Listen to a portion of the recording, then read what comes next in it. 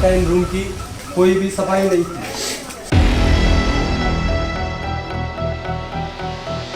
कहीं पर भी समुचित व्यवस्था नहीं, पानी का अभाव है, खाने का अभाव है।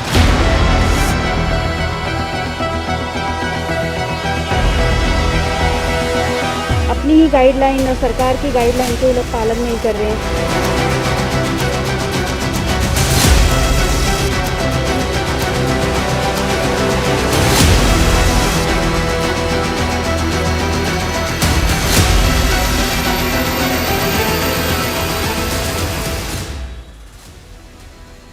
नमस्कार दोस्तों, एक बार फिर आपसे मुखातिब हूँ उत्तराखंड से जुड़े एक बहुत गंभीर मुद्दे को लेकर। कोविड-19 है, छोटे राज्य में संख्या बहुत बड़ी हो गई है और छोटे राज्य को ये बड़ी संख्या, ये बड़ा स्कोर कम करने के लिए क्या करना होगा और आखिर ये मरीजों का स्कोर इतना लंबा क्यों हुआ, इसने इतनी हाइप क्यों ली, मैं आपको बताऊंगा। और कि राज्य में और क्या क्या हुआ, कोविड-19 के नियमों को मंत्री ने किस तरह से धता बताया और कोविड-19 का कहर उत्तराखंड में पिछले 20 दिन में अचानक किस तरह से और किस तेज़ी से बढ़ा, उसकी क्या वजह रही, मैं आपको बताऊंगा। और मैं आपको बताऊंगा कि उत्तराखंड में कानून सबके लिए बराबर है कि नहीं है। सभी जानते हैं पहाड़ से पलायन की एक मुख्य वजह स्वास्थ्य सेवाओं का उपलब्ध नहीं होना है। पहाड़ में तमाम क्षेत्र आज भी स्वास्थ्य सुविधाओं से वंचित हैं और जब वहाँ स्वास्थ्य की सुविधाएं नहीं मिली, जब लोगों को सही से उपचार नहीं मिला और बीमार लोगों को भी देहरादून और इधर उधर दौड़ना पड़ा, तो वहाँ से पलायन होना शुरू हो गया। हालांकि ये एकमात्र वजह पलायन की नहीं हो सकती। पलायन की और भी वजह हैं, मूलभूत सुविधाओं का अभाव, तमाम उसमें ऐसी सर्विसेज हैं जो लोगों को दी जानी चाहिए थी, वो नहीं दी गई। चूँकि इस समय कोविड-19 है तो हम केवल स्वास्थ्य विभाग का जिक्र कर रहे हैं, तो स्वास्थ्य के जो इंतजाम उत्तराखंड में हैं वो नाकाफ़ी हैं और इसी वजह से लोगों ने पहाड़ से पलायन किया। अब जब कोविड-19 जैसी महामारी ऐसे किसी राज्य में आ जाए जहां पर स्वास्थ्य की मुकम्मल व्यवस्थाएं नहीं हैं, तो आप सोचिए क्या नज़ारा हो सकता है और उसका क्या अंजाम हो सकता है। और सरकार के जो रणनीतिकार थे इस महामारी से निपटने के लिए, उन्होंने अपनी रणनीति इतनी गलत ढंग से अख्तियार की कि एक के बाद एक गलतियां करते चले गए। प्रवासी उत्तराखंडियों को लाने का ही मामला लीजिए, उनके स्वास्थ्य परीक्षण की कोई मुकम्मल व्यवस्था नहीं थी। ट्रेन और बसों से आए लोग होम क्वारंटाइन के नाम पर सीधे उनके घरों को भेज दिया गया। गांव में जिन स्कूलों में क्वारंटाइन सेंटर बनाए गए थे, वहां से लोगों के चोरी छुपे अपने घर जाने और आने की तमाम घटनाएं सामने आई और इस निगरानी के लिए राज्य सरकार ने इतने संवेदनशील कार्य के लिए ग्राम प्रधान के कंधों पर सारी जिम्मेदारी डालकर अपना पल्ला झाड़ लिया। अब ग्राम प्रधान की पूरी जिम्मेदारी थी कि वो उन लोगों पर नज़र रखे, लेकिन अकेला ग्राम प्रधान क्या कैसे कर सकता था? ये जो व्यवस्था सरकारी सिस्टम नहीं कर सकता, जो व्यवस्था पूरी सरकार और प्रशासन नहीं कर सकता, वो अकेला ग्राम प्रधान उसको कैसे कर सकता था? इसको सोचने में या इसका आकलन करने में बहुत मुश्किल नहीं होनी चाहिए। प्रवासियों का जैसे ही उत्तराखंड में आना शुरू हुआ, उस दौरान सरकार ने जो एहतियात बरतनी चाहिए थी वो नहीं। अब मैं आपको दूसरी चीज़ भी एक बताता हूँ कि प्रवासियों के लिए जब रजिस्ट्रेशन हो गए थे, जब 2.25 लाख लोगों ने रजिस्ट्रेशन आने के लिए करा दिया था, तो किसी तरह की कोई तैयारी यहाँ पर नहीं दिखाई दे रही थी। प्रवासियों के आवागमन के बाद कोरोना का आवागमन भी बढ़ गया, संख्या बढ़ने लगी और संख्या जिस तेज़ी से बढ़ी वो सरकार की पेशानी पर बल डालने के लिए काफ़ी था। क्वारंटाइन सेंटर में अव्यवस्थाओं और अराजकता का बोलबाला था। प्रवासियों का परीक्षण नहीं हुआ और दूसरा क्वारंटाइन सेंटर जिस तरह के थे वो उनमें अव्यवस्थाओं का बोलबाला था। 9 से ज़्यादा मौत इन सेंटरों में हुई। 8 मौत अकेले पौड़ी जिले में हुई, जिनमें 6 मौत क्वारंटाइन सेंटर में और 2 आइसोलेशन वार्ड में हुई। हिफाजत के नाम पर ये सेंटर जहमत के सेंटर बन गए। नैनीताल में क्वारंटाइन सेंटर में एक सांप निकल आया और उसने एक बच्ची को डस लिया और उस बच्ची की मौत हो गई। ये एक बहुत दुर्भाग्यपूर्ण स्थिति उत्तराखंड के सामने थी। ये इतना एक मार्मिक और दर्दनाक दृश्य था कि इसको सुनकर और देखकर लोग सहम गए। रामनगर में नैनीताल जिले का ही जो हिस्सा है, वहाँ भी क्वारंटाइन सेंटर में सांप निकल आया और लोगों को भागकर जान बचानी पड़ी। 7 अप्रैल को रुद्रपुर में क्वारंटाइन सेंटर के एक मरीज ने सुसाइड कर लिया। और पौड़ी की जैसे कहानी मैंने अभी आपको बताई, उसी तरह से मुंबई से चंपावत लौटे एक कोरोना मरीज की हल्द्वानी में डेथ हो गई। प्रवासियों के लिए आने की जो व्यवस्था थी, जो उनके लिए क्वारंटाइन सेंटर बनाए गए थे, उन क्वारंटाइन सेंटर में बहुत ज़्यादा सुविधाएं नहीं थी। आप ताज्जुब करेंगे, 10 से ज़्यादा मौत उत्तराखंड में क्वारंटाइन सेंटर में अब तक हो चुकी है। एक ऐसी घटना नैनीताल के क्वारंटाइन सेंटर में हुई कि एक सांप ने एक छोटी बच्ची को काट लिया और उसकी मृत्यु हो गई। ये एक दिल दहला देने वाली बात थी, ये एक हृदय विदारक घटना थी, लेकिन सरकार के कर्णधारों पर कोई फर्क नहीं पड़ा। ये बताता था कि क्वारंटाइन सेंटर की भीतर की जो स्थितियां हैं वो कैसी हैं। ये एक बड़ा कारण था कि हम मरीजों को मेडिकल फैसिलिटीज़ नहीं दे पाए। हम जिन लोगों को हमने क्वारंटाइन किया था, हम उनके लिए पर्याप्त वो सुविधा मुहैया नहीं करा पाए जो हमारी ड्यूटी थी, जिसको हमें कराना था, जिसके लिए हमने इतना बड़ा इंतजाम करने का दावा किया था। इस तरह से ये सिलसिला चला और एक गलती के बाद दूसरी गलतियां होती रही। तीसरी जो सबसे बड़ी गलती थी वो वीवीआईपी से इस बीमारी को फैलने में एक बहुत बड़ी मदद मिली। वीवीआईपी जो सिस्टम था, वीवीआईपी जो सिंड्रोम था, ऐसी महामारी में भी यहाँ पर सिर चढ़कर बोलता रहा। कैबिनेट मंत्री जो बहुत वरिष्ठ मंत्री हैं सतपाल महाराज, उन्होंने कोविड-19 के नियमों को बुरी तरह से धता बताया। अंजाम ये रहा कि उनके परिवार के 22 लोग और एक उनका गनर, कुल मिलाकर 23 लोग संक्रमित पाए गए, जिनका अभी इस समय एम्स में उपचार चल रहा है। इतना ही नहीं, भारतीय जनता पार्टी के दूसरे लोगों ने भी इसमें कोई कसर बाकी नहीं छोड़ी। रुद्रपुर से भाजपा विधायक राजकुमार ठुकराल लॉकडाउन को धता बताते रहे। बहुत अंतिम तौर पे जाकर, बहुत अंतिम समय में जाकर उनके खिलाफ एक मुकदमा लिखा गया। भारतीय जनता पार्टी के प्रदेश महामंत्री संगठन अजय कुमार के भ्रमण के चक्कर में पार्टी के राज्य मुख्यालय को प्रशासन ने 14 दिन के लिए क्वारंटाइन कर दिया। लेकिन इस दौरान भी पार्टी नेताओं ने नियमों को ठोकर में रखा और किसी भी तरह से अपने कार्यालय को क्वारंटाइन नहीं होने दिया। सूचना प्राप्त हुई कि हमारे एक वरिष्ठ मंत्री जिनका कोरोना पॉजिटिव आया, तब तत्काल माननीय मुख्यमंत्री जी और जो वहाँ उपस्थित 3 मंत्रीगण थे, सबने निर्णय लिया कि हम लोग अपने आप को सेल्फ होम क्वारंटीन कर रहे हैं। और साथ साथ ये भी निर्णय लिया कि जिस प्रकार की भारत सरकार की गाइडलाइन होगी, जिस प्रकार का उत्तराखंड सरकार के शासन की गाइडलाइन होगी, उनके अनुसार हम उसके बाद उसका जो भी निर्णय होगा उसको फॉलो करेंगे। जो क्वारंटाइन सेंटर की व्यवस्था देखने को मिली है, कहीं पर भी समुचित व्यवस्था नहीं। पानी का अभाव है, खाने का अभाव है, शौचालय का अभाव है। और अगर यही स्थिति सरकार की रही, यही कार्य करने की शहरी सरकार की रही, तो निश्चित रूप से आप निकट भविष्य में पाएंगे कि यह कहीं ऐसा ना हो कि उत्तराखंड राज्य जो है रेड जोन में आ जाए। इसके बाद सरकार अपने वीआईपी पर अंकुश नहीं लगा पाई। वीआईपी नियम तोड़ते रहे और वीआईपी के नियम तोड़ने से जनता को परेशानी होती रही। और जनता को ही नहीं, ये जो वीआईपी नियम तोड़ रहे थे, ये अपने लिए ही नुकसान कर रहे थे। सतपाल महाराज कैबिनेट मंत्री हैं, उनका दायित्व तो बनता है कि वो ऐसा कोई कृत्य ना करें जिससे एक ये जनता के भीतर मैसेज जाए कि सरकार नियमों का पालन नहीं कर रही है। 20 तारीख को सतपाल महाराज का आवासीय परिसर क्वारंटाइन कर दिया गया, क्योंकि उनके पास बाहर से कुछ लोग आए थे, उनके भक्तगण थे, उनसे मिलने आए थे। क्वारंटाइन करने के बावजूद 21 और 29 तारीख की कैबिनेट में सतपाल महाराज ने प्रतिभाग किया। बात यही नहीं रुकी। जिस दिन टेस्ट आया, उनकी पत्नी क्वारंटाइन हो गई, उनकी पत्नी को कोरोना पॉजिटिव आ गया, तब जाकर प्रशासन ने सतपाल महाराज का सैंपल लिया और वो भी कोरोना पॉजिटिव पाए गए और 41 सैंपल उनके घर से लिए गए और 41 में से 23 लोग कोरोना संक्रमित मिले। ये एक बड़ी बात थी।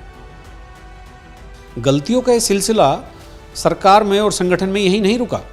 सरकार ने ऐसे मेडिकल इमरजेंसी में अपने स्वास्थ्य सचिव को भी बदल दिया। अभी तक जो स्वास्थ्य सचिव की जिम्मेदारी संभाल रहे थे नीतेश कुमार झा को बदलकर उनके स्थान पर अमित नेगी को स्वास्थ्य विभाग की जिम्मेदारी दे दी गई।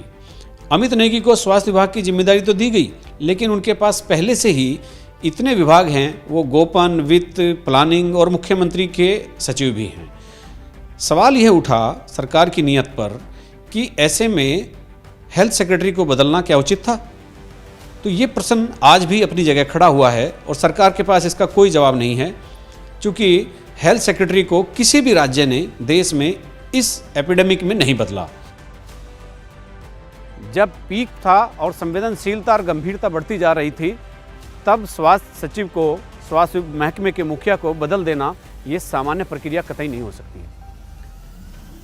क्वारंटाइन सेंटर में क्या हो रहा था? हेल्थ सेक्रेटरी बदल दिया गया, मंत्री लगातार कानून तोड़ रहे थे, विधायक कानून तोड़ रहे थे, प्रदेश के जो भारतीय जनता पार्टी के पदाधिकारी थे उनकी वजह से प्रदेश भाजपा मुख्यालय 14 दिन के लिए क्वारंटाइन हो गया था, लेकिन नियमों को मानने के लिए फिर भी कोई तैयार नहीं था। अव्यवस्थाओं का आलम यह रहा कि जब टीवी पर क्वारंटाइन सेंटर के अव्यवस्थाओं की खबरें चलने लगी, जब एबीपी गंगा ने उसको अभियान के तौर पर बहुत प्रमुखता से दिखाना शुरू किया, तो उच्च न्यायालय नैनीताल ने इसका संज्ञान लिया और अंदरूनी तौर पर जांचने के लिए सरकार पर भरोसा नहीं किया। उसने नैनीताल हाईकोर्ट ने इस काम के लिए जिलों में तैनात अपने जजों को निरीक्षण करने के आदेश दिए। तो सभी जिलों में जो जजगण थे उन्होंने क्वारंटाइन सेंटरों का निरीक्षण किया और अपनी रिपोर्ट हाईकोर्ट को भेज चुके हैं। यह एक ऐसी व्यवस्था थी जब हाईकोर्ट को सरकार पर कतई भरोसा नहीं रह गया था और वो अपने जजों से निरीक्षण करके आख्या मंगा रहा था।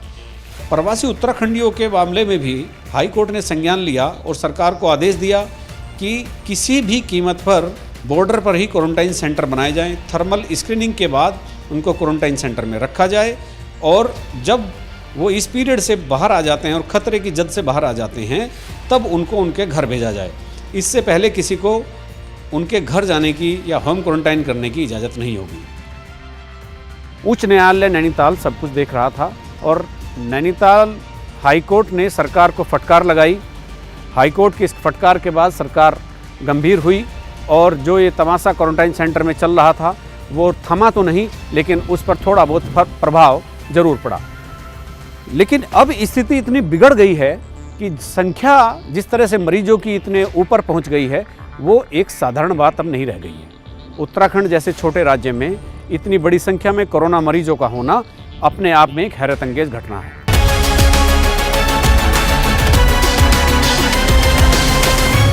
एक बड़ा घटनाक्रम हुआ।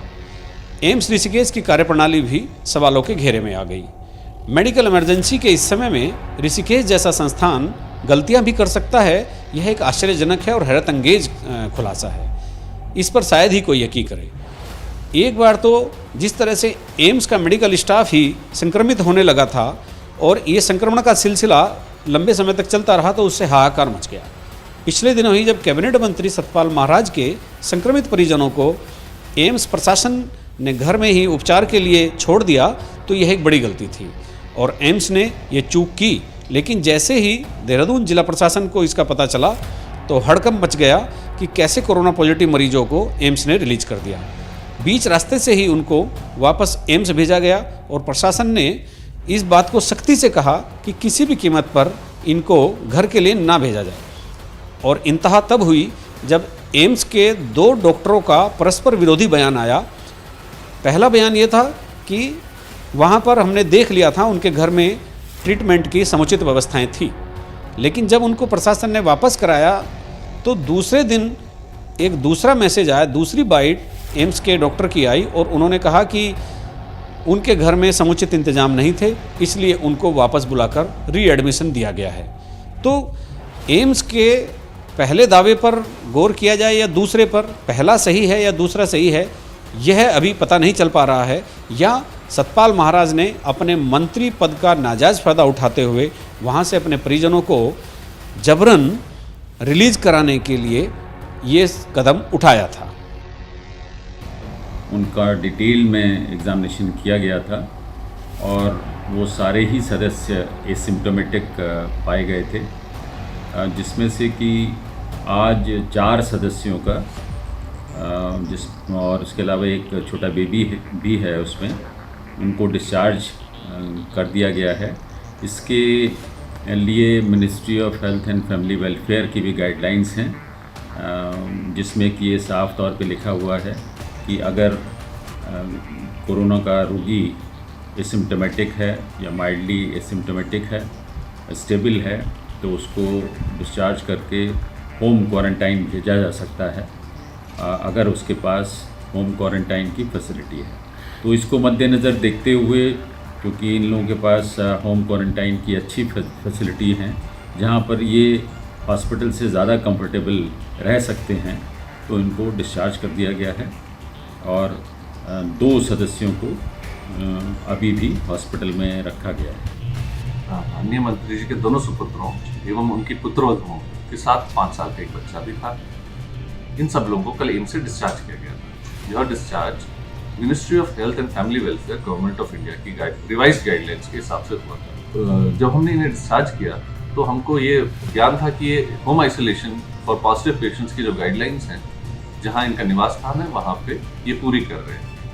लेकिन बाद में कुछ समय उपरांत हम लोगों को पता चला कि उनके निवास स्थान पे सुविधाएं समुचित नहीं हैं। तो जैसा कि जाहिर है कि ऐसे स्थिति में हमने उनको वापस लेना ही था, जिससे कि उनका प्रॉपर केयर हो सके, उनके ऊपर हम पूरी तरह से ध्यान दे सके और अन्य कोई भी इससे संक्रमित ना हो। एम्स ऋषिकेश ने सतपाल महाराज के परिजनों को डिस्चार्ज कर दिया जो कोरोना पॉजिटिव थे। जैसे ही प्रशासन को पता चला तो बीच रास्ते से ही उनको फिर से एम्स में भर्ती कराया गया। इतना तमाम घटनाक्रम होता रहा। मंत्री, महामंत्री, विधायक नियम तोड़ते रहे, मुख्यमंत्री नसीहत देते रहे, किसी ने किसी की परवाह नहीं की, सब अपने मन की कर रहे थे। जनता में लगातार गुस्सा बढ़ रहा था। जनता सरकार के प्रति बहुत नाराज हो रही थी। जनता की नाराजगी खुलकर सामने भी आने लगी थी, और ख़ास तौर पर उन लोगों की नाराजगी जो अपनी जान जोखिम में डालकर सरकार के साथ कदम ताल मिला रहे थे और कोविड-19 के इस खतरनाक पीरियड में लोगों की सेवा कर रहे थे। हर रोज़ हज़ारों लोगों का भरण पोषण करना, उनका खाने पीने की व्यवस्थाएं, उनकी जो दूसरी आवश्यक ज़रूरतें थी उनको पूरा करना, और अपना जीवन कठिनाई में डालकर, अपना जीवन जोखिम में डालकर ये लोग सरकार के साथ कंधे से कंधा मिलाकर खड़ा हो गए थे। तमाम ओहदे इन सभी लोगों को दिए गए। किसी ने इनको कोरोना वॉरियर कहा तो किसी ने कुछ कहा, और इनकी काफ़ी तारीफ भी हुई। मीडिया ने भी इन्हें हाथों हाथ लिया। लेकिन सतपाल महाराज के इस एपिसोड से, और ख़ास तौर पर जो भारतीय जनता पार्टी के दूसरे जो नेतागण थे, विधायकगण थे, उनके आचरण से जो कोविड-19 को ध्वस्त कर रहे थे, उसको लेकर भी जनता में काफ़ी गुस्सा बढ़ गया था। इसी दौरान ये सब आवाज़ें उठने लगी कि आखिर सतपाल महाराज ने कोविड-19 के नियमों का उल्लंघन किया है, और वो बिना पास के दिल्ली गए। जैसी ये सूचना मिल रही थी, उन्होंने क्वारंटाइन होने के बावजूद 2 बार कैबिनेट की बैठक में भाग लिया। तो इस बात को लेकर लोगों का गुस्सा बढ़ रहा था। ये वो लोग थे जो लगातार सरकार के साथ खड़े हुए थे। हजारों लोग ऐसे थे जिनके पास खाना नहीं था, और हल्द्वानी में सैकड़ों लोग ऐसे भी थे जो राशन मुहैया करा रहे थे। हमारे साथ साथ कई लोग खड़े थे जो लोगों की मदद कर रहे थे। ऐसी एक घटना में पता चलता है कि हमारे कैबिनेट मिनिस्टर लोग, उनको सबको कोरोना हो गया। तो ये जो सरकार के गाइडलाइन है, तो क्या सिर्फ पब्लिक के लिए है? इनके घर में दिल्ली से मेहमान आते हैं तो क्या उनका चेकअप नहीं होता है? कहीं भी कोई प्रवासी जा रहा है तो उसका पहले चेकअप हो रहा है, उनको क्वारंटीन कर रहे हैं। तो इस गाइडलाइन का पालन सरकार के द्वारा क्यों नहीं किया जा रहा है? वो जनता के सामने क्या आदर्श स्थापित करना चाहते हैं? जब पानी सर से गुजरने लगा तो उत्तराखंड शासन ने अनियंत्रित व्यवस्था को नियंत्रण करने के लिए एक नई व्यवस्था लागू की। केंद्र की सूची से उत्तराखंड सरकार ने 75 ऐसे शहरों का चयन किया जो रेड जोन घोषित थे। वहाँ से आने वाले सभी प्रवासियों को उनके लिए अनिवार्य कर दिया गया कि उनका संस्थागत क्वारंटाइन रहना बहुत ज़रूरी है, और वही सर्वोपरि है, और उसके बाद ही उनको घर पर भेजा जाएगा। बाकायदा उत्तराखंड के मुख्य सचिव ने इसको अपनी एक प्रेस ब्रीफिंग में बताया कि अब किसी भी तरह से लोग सीधे होम क्वारंटाइन नहीं होंगे, और जो रेड जोन से आ रहे हैं, जो 75 शहरों से आ रहे हैं, जो सूचीबद्ध हैं, तो वहाँ से आने वाले लोगों को किसी भी कीमत पर घर नहीं भेजा जाएगा। इन 75 जो हमारे हाई लोड स्थान हैं, जिनका कि एनेक्सर में जिनके डिटेल्स भी दिए गए हैं, तो यहाँ से आने वाले व्यक्तियों को 7 दिन के लिए सरकारी क्वारंटीन व्यवस्था में उन्हें रखा जाएगा। पहले हम 14 दिन के लिए रख रहे थे और यदि इनमें कोई लक्षण नहीं दिखाई पड़ते हैं तो इन व्यक्तियों को फिर अब 14 दिन के लिए अपने होम क्वारंटीन में भेजने का निर्णय लिया है। पॉलिटिकल सिस्टम अपना काम करता रहा और कैबिनेट मंत्री सतपाल महाराज की जो गलतियां थी, जो उन्होंने कोविड-19 के नियमों का उल्लंघन किया था, तो प्रदेश भाजपा अध्यक्ष बंशीधर भगत पूरी तरह से उनके पक्ष में आ गए। जब पार्टी को जनता के साथ होना चाहिए था और अपने मंत्री को समझाना चाहिए था, तब पार्टी अपने उस मंत्री के साथ खड़ी हो गई जिसने गलती की थी और जिसका खामियाजा उसके परिवारजनों और उसके स्टाफ को भुगतना पड़ा। भाजपा के प्रदेश अध्यक्ष ने बिल्कुल स्पष्ट तौर पर कहा कि सतपाल महाराज को सतर्क रहने की तो ज़रूरत है, लेकिन उनके आवागमन को लेकर किसी तरह का कोई सवाल नहीं उठाया जा सकता। हम लोग जनप्रतिनिधि हैं, हमें 10 जगह आना और जाना होता है, तो हमें यह नहीं पता होता कि कौन कोरोना पॉजिटिव है और कौन नहीं है। सत्तारूढ़ दल के मुखिया का ऐसा बयान समाज में और ख़राब मैसेज लेकर गया और भाजपा इतनी विषम और भयावह परिस्थितियों में कितनी संवेदनशील है, इसका भी एक नज़ारा सरकार को देखने को मिला। सरकार के नुमाइंदों की गलती पर उनकी पीठ थपथपाने के इस बयान पर बंशीधर की काफ़ी किरकिरी तो हुई, लेकिन सरकार ने फिर भी इसका कोई काउंटर करना जरूरी नहीं समझा। इसमें कोई मुकदमा जैसी बात नहीं है।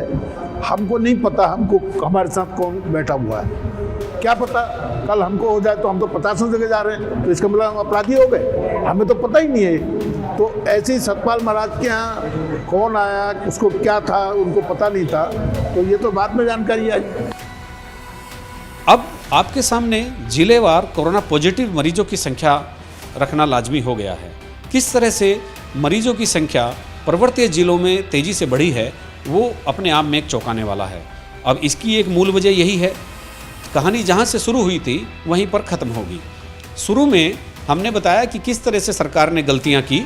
आने वाले प्रवासियों के स्वास्थ्य परीक्षण की मुकम्मल व्यवस्था नहीं थी, बॉर्डर पर उनके क्वारंटाइन करने की व्यवस्था नहीं थी, वो सीधे अपने गांव गए और पर्वतीय जनपदों में मरीजों का ग्राफ इतनी तेज़ी से बढ़ा कि उन्होंने मैदानी जिलों को भी पीछे छोड़ दिया। नैनीताल एक ऐसा जनपद है जहां 300 के आसपास मरीज पहुंच गए हैं। नैनीताल आधा पर्वतीय और आधा मैदानी जिला है, लेकिन वहाँ 300 मरीजों का होना अपने आप में चौंकाता है। दूसरे नंबर पर जहाँ देहरादून है, तो उसके अलावा भी ऐसे कुछ ज़िले हैं जैसे टिहरी है, उधम सिंह नगर है और तमाम ऐसे ज़िले हैं जहाँ पर संख्या इतनी तेज़ी से बढ़ी है। अल्मोड़ा, हरिद्वार, इतनी तेज़ी से संख्याओं की गति बढ़ी है, इतनी स्पीड के साथ बढ़ी है कि लोग हैरान रह गए।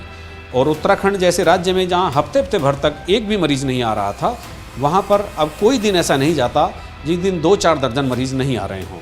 1000 पार हुई इस संख्या से लोगों की पेशानी पर तो बल पड़ गए हैं, लेकिन सरकार इसके लिए अभी और क्या ज़रूरी इंतजामात करने जा रही है, ये आने वाले दिनों में ही पता चलेगा। इस महामारी में जिस तरह से ये पैर पसार रही थी, तो लोगों के भीतर जिस समय भय था और जो सामाजिक कार्यकर्ता, जो गैर सरकारी संगठन चलाने वाले लोग सरकार के साथ कंधे से कंधा मिलाकर लोगों की सेवा कर रहे थे, नियमों को फॉलो करके लोगों की मदद कर रहे थे, वो भी हैरान थे कि जिस सरकार का हम साथ दे रहे हैं, जिस जनता की हम सेवा कर रहे हैं, वो सरकार अपने नुमाइंदों पर लगाम लगाने के लिए बिल्कुल भी तैयार नहीं दिख रही है।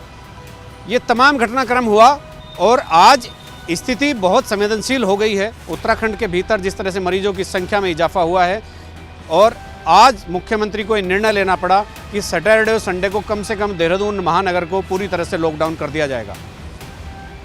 अब इस मुद्दे पर आज इतना ही, और आप भी घर रहिए, सेफ रहिए, और मैं अगले हफ्ते फिर किसी एक महत्वपूर्ण और एक गंभीर मुद्दे के साथ आपसे मिलूंगा। अपने सहयोगी कैमरामैन क्रिस्टोफर लॉरेंस के साथ एबीपी गंगा के लिए देहरादून से अजीत सिंह राठी। खबर आपकी, जुबान आपकी। शुक्रिया आपका।